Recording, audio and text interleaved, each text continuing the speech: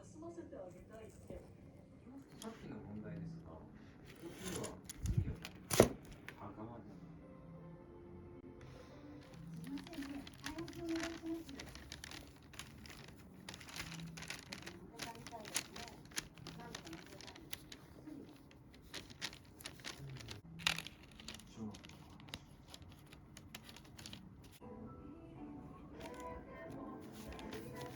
映画していたのは夢であったのに気づき。暖かいじゃなくて。そうですね。思うんですけれども、さあこのオーディションは何役で受けるとか。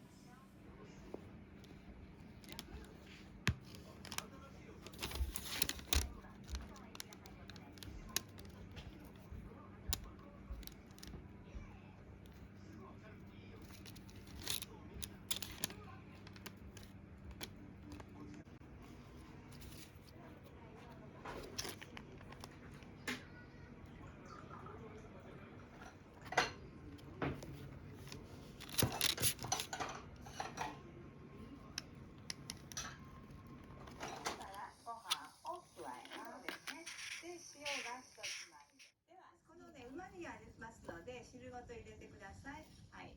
あと調味です。で、お酒です。大さじ1杯。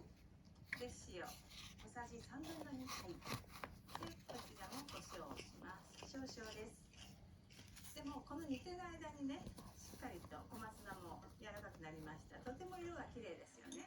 インパクト欲しい。